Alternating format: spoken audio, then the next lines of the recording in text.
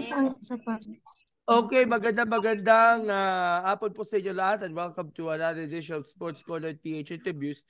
At ngayong araw, kasama po natin ang mga miyembro ng Karate Ministry dito sa Mindanao na nakasungkit po ng iba't ibang mga medalya sa naganap na Valencia Karate Tournament. 14 golds, 5 silver, and 3 bronze medals. At ating tatalakayin ang naging assessment sa sabing competition at ipakilala po natin ang ating mga bisita.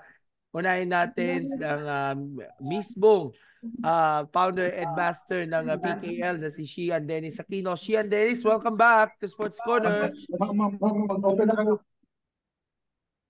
Shian Dennis? Yes.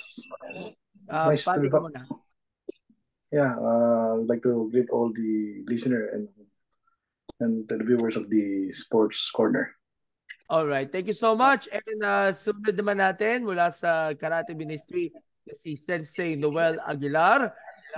Siya po ay nakabase po sa Davao del Norte. Sensei Noel, bati ka na muna at siguro baka pwedeng ipakilala na lang sa inyo yung ating mga bisita natin. Please do the honors. Sige po. Sir, paki-unmute po. Unmute po.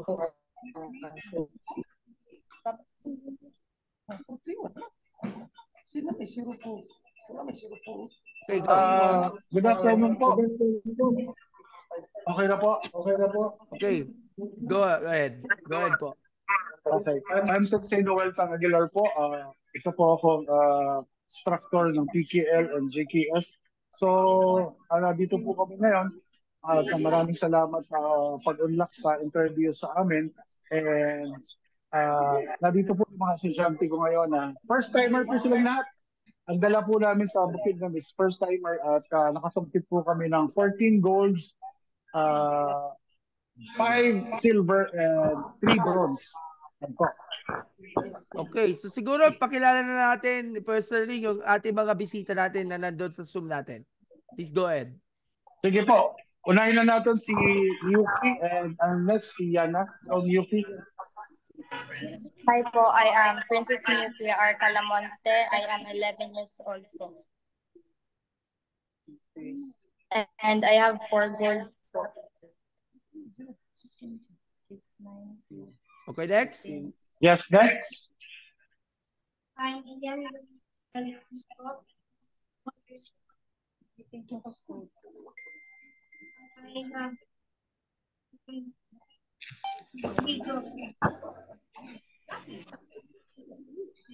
next. Lisa.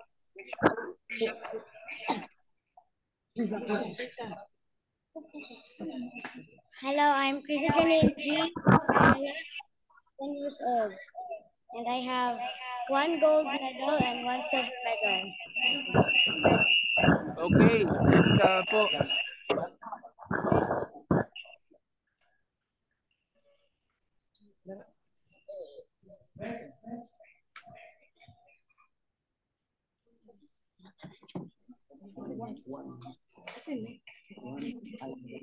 Okay, habang inaayos pa yung ating connection ni Sensei Noel, pagkalala natin ng guest. Tanungin muna natin si Shian Dennis. Shian Dennis, first of all, congratulations dahil itong mga bata natin sa PKL nakakuha muli, nakaakot na yung ng medalya.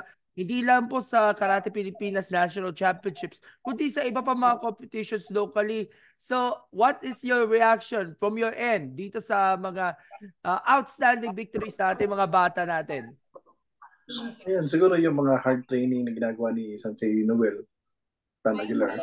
Nagpipidop lang at nag-harness lang siya ng mga paghihirap niya sa training. Yung alos araw-araw atas nag-train sa PKL Davao. So, ilang, yun siguro yung resulta ng paghihirap nila o yung mga hard training na ginagawa nila sa dojo ng PKL Davao. At nakikita natin, Shian Dennis, na isa yata ang Karate Ministry sa mga pinaka-aktibo o sabihin natin mga medal-producing na clubs ng PKL. That's aside nga sa mga iba't ibang clubs na nandun sa Luzon. For example, yung sa Naginil, sa Bataan, mga taga Quezon, mga taga Bicol na na-interview natin in the past interviews at mukhang na-inspire sila dahil marami silang mga bata na natutulungan sa mga grassroots programs at karamihan sa kanila ay mga first-timers dito sa competition. Siguro malaking tulong din yung mga media exposure kagaya ng Sports Corner na they are always supporting all the activities. They do some interviews. So isa siguro na nakakatulong upang ma-encourage o magkameron pa ng ng mga yung mga potential na kids dahil because of the social media, yung Sports Corner, isa sa matutulong. Every time na may accomplishment ng PKL Davao, they always give time to have some interviews para makita yung mga accomplishment ng bata. Okay, we'll get back to you later, Sir Shian Dennis. Si Sensei Noel naman. Sensei Noel, paano nyo pinaghandaan itong competition? Ito pa yung unang competition na nilaukan ng ating mga bata na nabanggit mo kanina, most of them first timer. Pero sa club mismo, ito rin mismo yung pinakauna talaga for this year? Actually po, ngayon, pinakaunang dula nila or laro nila sa Bukidnon po. So, Pero natutuwa in naman ako general, kasi wait lang po. Pero in general, Apo. ito din pa yung first competition ninyo ng club for this year? Opo. Ito po yung first competition namin this year. Ay medyo talaga kami na training ng gusto. At the same time, itong mga dala ko is puro first timer kasi yung mga senpai natin busy talaga sa school. At nakakatuwa kasi yung mga senpai ko talagang achievers sila sa school. At ito namang mga bago, talagang pinaghandaan talaga namin to para pa lahat ng mga puntahan namin hindi naman kami mapahiya kung saan kami mapadpad. Okay. Paano yung preparation? Kasi karamihan sa kanila mga first timer. Ngayon lang sila naging nag-compete sa actual competition naman. Pero mga ilang buwan sila nagsanay para sa ganito. At every time na nagtitraining sila, nai-improve at nai-improve pa talaga ang mga techniques, skills, and of course yung camaraderie as a team. Opo. Actually po, nag-training kami mga almost 3 months. So sila po, beginner sila, mga newbie sila. At ako naman po talagang grabe sa pag-train sa kanila. Sometimes, gabi na rin kami uuwi or after school, may training kami. Pero hindi naman po napapabayaan yung mga school nila. Kasi itong mga batang to, mga achiever po ito sa school.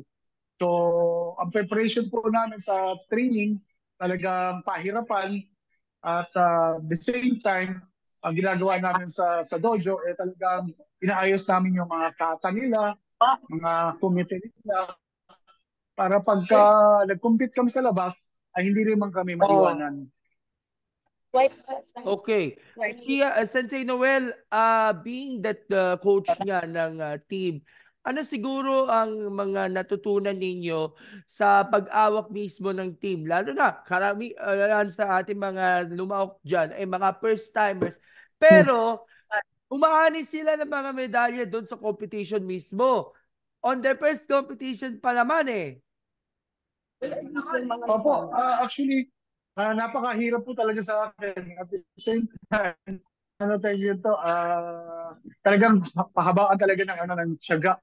At yung training namin talagang paulit-ulit yung ginagawa namin. And sometimes, nahihirapan sila pero dinadaan namin sa laro. Tutuwa rin ako kasi yung mga parents namin talagang supportive parents sila. So talagang pagka late na yung mga bata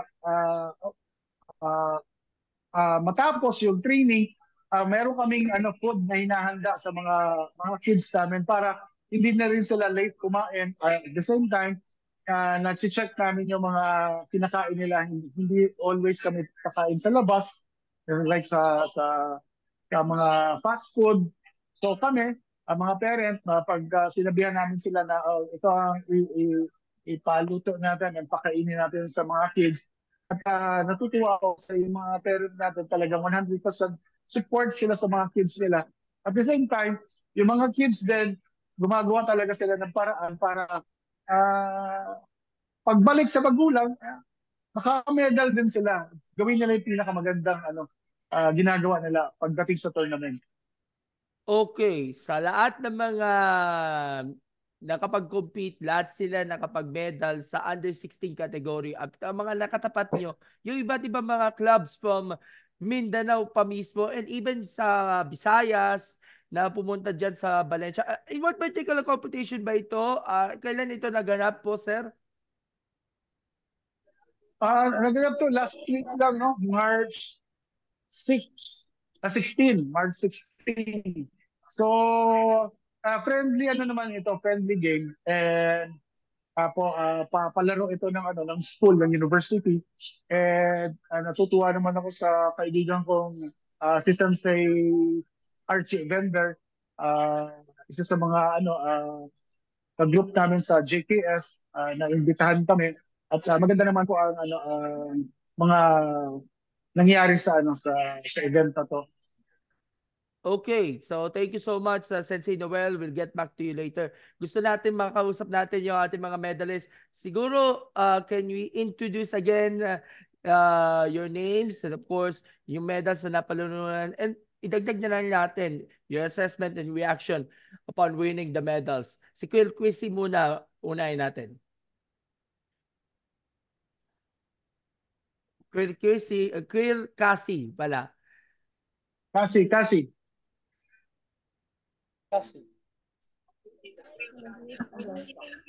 Hi, I'm Quil Cassie Gundayan, 15 years old. I won the bronze medal in kata and gold in committee. And what's your reaction nga pala po?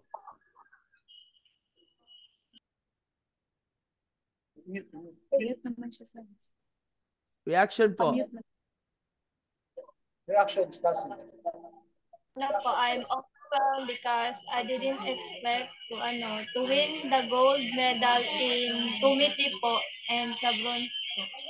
Thank you so much. Si Ninya naman, Ninya, can you introduce and of course your reaction na nanalo ka ng medal?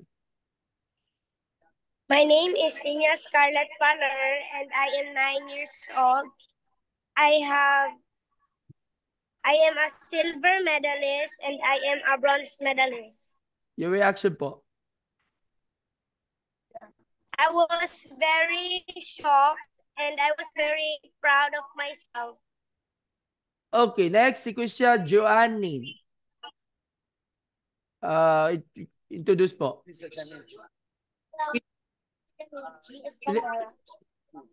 Hello, my name is Krisa Janine, and I won gold in kata and silver in committee.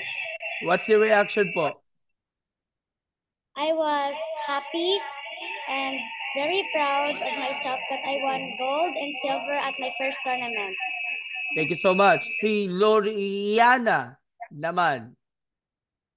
Hello, my name is Loriana Laray G. Giganto, and I am 8 years old. I have silver in my kata. In komite, I have bronze.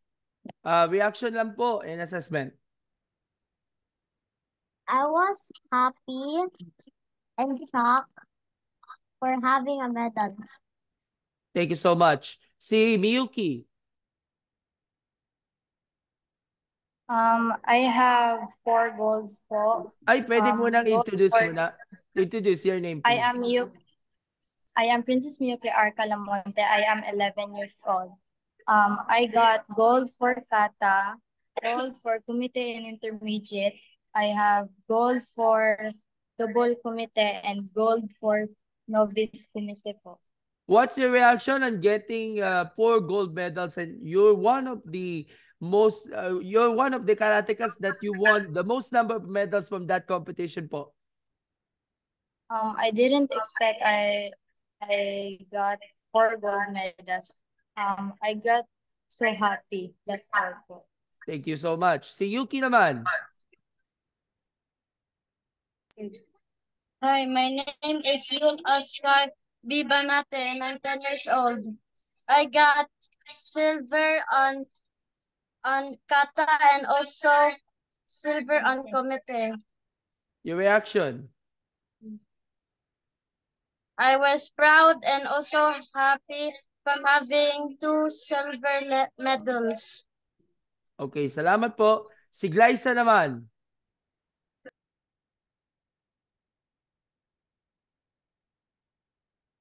Glyza, please unmute po.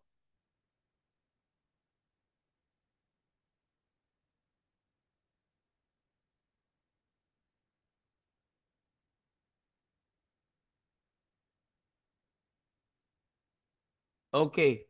Mamaya natin balikan si Glyza. Si Arban. Okay, Glyza, please go ahead. I'm Eliana Dominic L. Damasco. I'm 9 years old and I have 3 gold medals. What's your reaction po? I was shocked to know that I have three gold medals because I just expect that I'll just get gold and silver. Okay, thank you so much. Now we go on to Arban Noelin. Hello po. I am Arvan Winbintayo Manaset and I'm 14 years old. And I got 2 gold and 1 silver. Reaction po.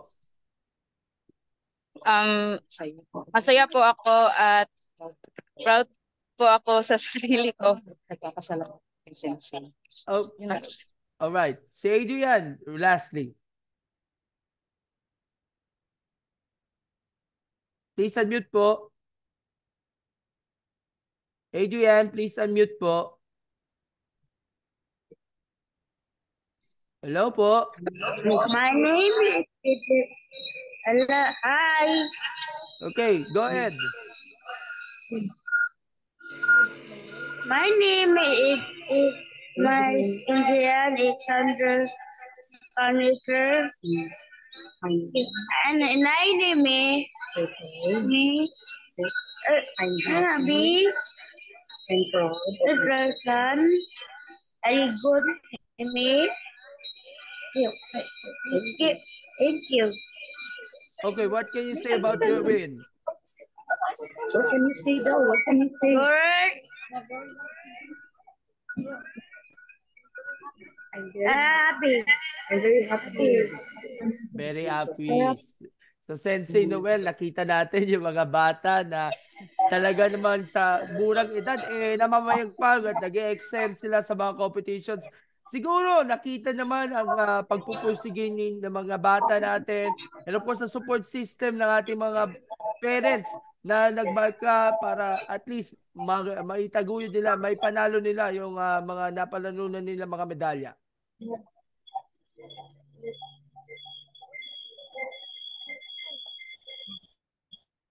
Sensei Noel? Okay, ayusin muna natin yung audio niya.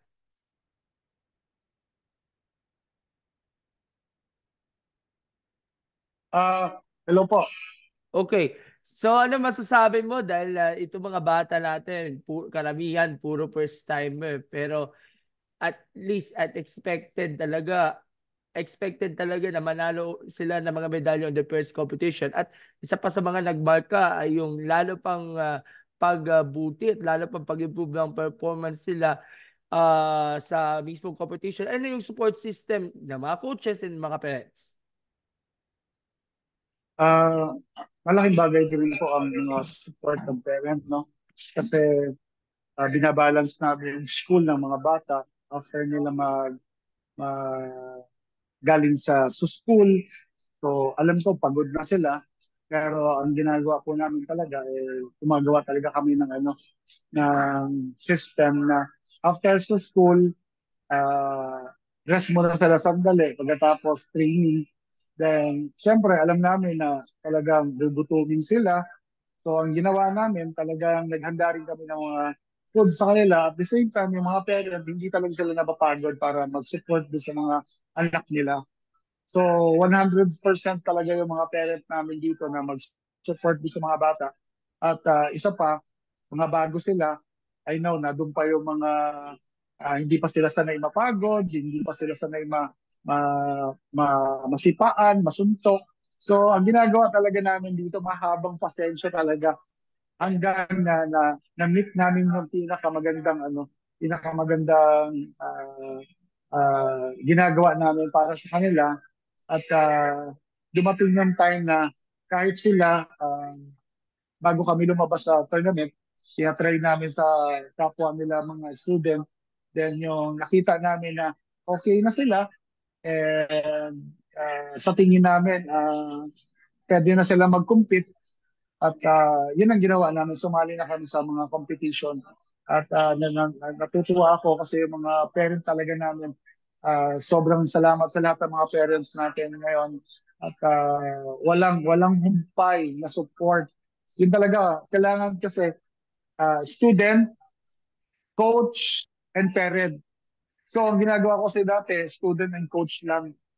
So ngayon talaga, kailangan talaga may parent support. So ang ginagawa ko ngayon talaga, tatlo na kami. Student, sensei, or coach, and parent. So doon ako nag-ano sa kanila dahil hindi naman pwedeng estudyante lang, no? So kailangan na doon talaga support ng parent. So pa yung nakuha mo yung support ng parent, okay, sila rin ang i-help sa akin para sa mga sa mga kids nila. Okay, so ako mas magaan yung ginagawa ko ngayon kasi nandiyan yung mga parent naka-back up sa akin yun. So what are the upcoming tournaments na pinaplano para sa PKL Karate Ministry? And of course, lapit na next summer, meron kayong mga i-offer na mga programa. Opo, ang next namin na tournament, tigahandaan kasi dapat talaga meron kaming tournament bukas, no? Pero hindi kami makakasali or baka konti lang sumali. Kasi itong mga batang to, may exam sila this week. So wala talaga kaming practice And after bukod pa namin doon rito, sa Bukidnon. sir, meron pang Holy Week break, di ba? Ayun nga eh. So, tingnan to, maybe after, maybe pagka tapos na mga, namin, ang mga ginagawa namin, ire-ready na namin ng mga bata sa April. So, sa April, meron kami mga bagong mga invitation. At pagdating ng May, ano na yan eh, tingnan to, coming na yung summer. So, nagre-ready rin kami for the summer sa mga clubs natin. Pero ngayon, bukas meron kami tournament. Pero hindi ko alam kung matutuloy namin kasi mga bata kakatapos lang ng exam at yung iba may exam pa rin sa Monday. So, isa yun sa mga namin, dapat namin talagang pag-isipan kasi yung mga bata, hindi rin naman pwede namin pabayaan yung school nila. Okay, balikan natin si Shian Dennis. Thank you, Sensei Noel. Shian Dennis, kamusta ang first quarter ng events ng PKL? Bukod pa sa, of course, yung pag-participation natin sa Karate Pilipinas National Championships. Nag-involve kayo doon sa Jendo Martial Arts Festival dyan sa Mandaluyong last time with Sensei Jonathan. Pakikwento sa amin ng mga naging assessment sa mga tournaments ng PKL from January to March kasi malapit na tayo matapos sa ating first quarter. Ayun, yung for the first quarter of this year, so we have a lot of activities from Luzon, Visayas, Mindanao. So we have a lot of activities. One of the yung ginanap na Karate Pilipinas National Championship, we just sent around I think around 20 athletes coming from 3 dojos lang. Yung PKL Cavite, tsaka PKL Laguna, and the other dojo NCR. So we got some medals din. May mga silver and bronze medal na kuha rin yung team. So, yun, kagaya nung sa PKL Davao, most of the players is mga baguhan lang din. It's part of our lang din, parang developmental. to expose them in the national level. Kasi most of the team at the time, they are too busy preparing for the international tournament. So hindi namin sinabak din yung team talaga. So yung mga dinidevelop na yung bagong athlete, parang pamalit yun sa mga bago namin. It's part of the parang PKL grassroots development. Mostly mga baguhan para ma-expose. So yun yung sa Karate Pilipinas. Yung sa National Martial Arts Games Committee sa Mandaluyong, so yung ibang branch naman namin na namahala ron. Especially PKL Pasig, PKL Caloocan, at saka PKL Quezon City. And some dojos from Laguna. So sila naman yung ron na naglaban-laban. O sila yung nag-participate sa National Martial Arts Games na yun. Ano pa ba? So we are also Yung sa ongoing Bataan pa, yung anti-bullying. Yung Bataan. We have around doon, 200 participants from mostly PKL Zambales, PKL Bataan, PKL Pampanga, yun namin nagsama-sama ron. And this coming March 29, that's our international done examination for black belt. Na kung saan dati yung grandmaster namin, si Soke Kenyo Mabuni, so magkakameron siya ng examination, upgrading sa lahat ng instructor. Okay, bukod pa rito, ano ba mga asa natin for PKL and the second quarter naman? Kasi pag third and fourth quarter, ito yung nakalaan talaga para sa international competitions mismo. And of course, meron pa yung Philippine Beach Games, kasamang beach karate. Naabangan natin. Yung Philippine Beach Games, yan gagawin sa second quarter. We have the Philippine Beach Games na kung saan gagawin siya sa dalawang venue. One is in Pangasinan and the other one is in Puerto Princesa, Palawan. That's on April. On May, we have the Philippine Sports Festival sa Baguio City na kung saan iba-ibang sports activity yun. Philippine Sports Expo, sir. Philippine Sports Expo, yeah. So there's a karate tournament din doon. Kung saan parang PKL natin yung mga mahala ng karate doon. So that's April, May, June, that is our 30th anniversary ng PKL. Kung saan magkakaroon kami ng gawad pagkilala sa lahat ng natatanging atleta ng PKL nationwide. Sa lahat na nag-deliver ng medals o mag-deliver ng awards for the gawad pagkilala on the 30th PKL founding anniversary. So yun, siguro yung hanggang second quarter. Yun lang muna. Yung third and fourth, ayan muna mostly natin. International Mostly So international. we're preparing for the Asia Pacific Championship in Singapore. We have an Asian Goju-Ryu Championship in India. So we have also World Championship in London, UK. So yun yung some of the international event na kung saan magpa-participate yung PKL. And we get back to you next time pag meron kayo mga importanteng developments with regards na sa PKL. So siguro baka bigyan natin ng konting shoutout sa pasasalamat ng lahat ng mga taga-suporta. Pero unahin muna natin ating mga medalists. Yung mga shoutouts niyo po muna. Unahin natin si Adrian. Shoutouts, message. Yes. Shoutout po. Sino gusto mo mag-shoutout po? Shoutout kay Daddy. Thank you. Yan, matipid. si Adrian. Alright. Si Alvar Nuelin. Shoutouts and thank you message.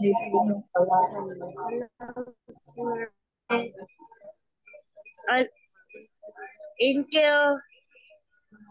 Alright, thank you. Bye. Okay. So, si Alvar Nuelin na po.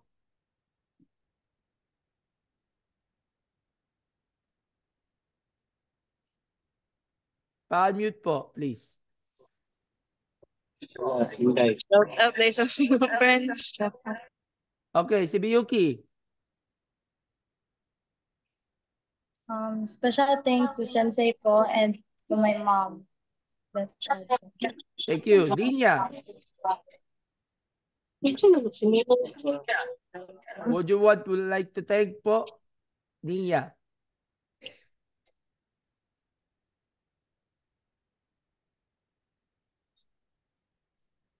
Ninya. Please unmute po. Special thanks, Nina. Special thanks po.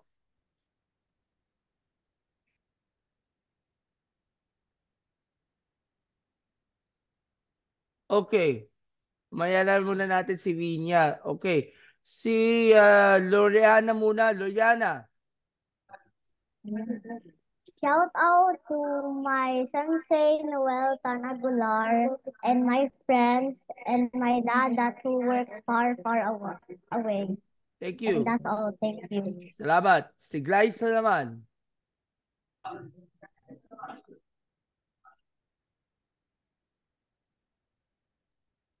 Please unmute po, Glyza. Please unmute.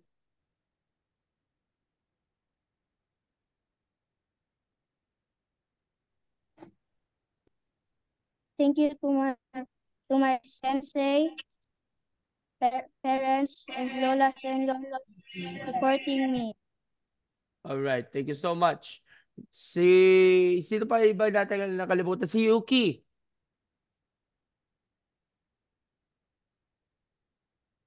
Please unmute po.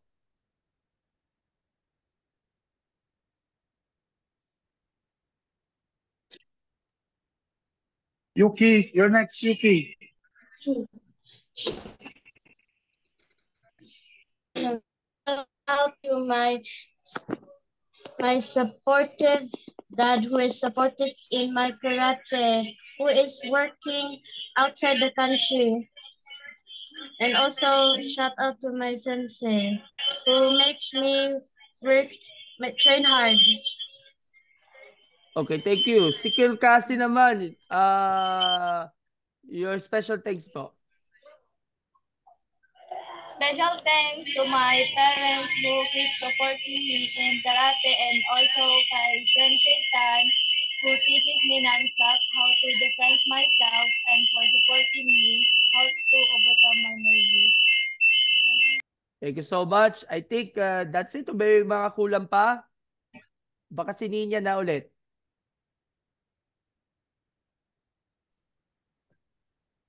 Shout out to my sensei and shout out to my fellow karatitas.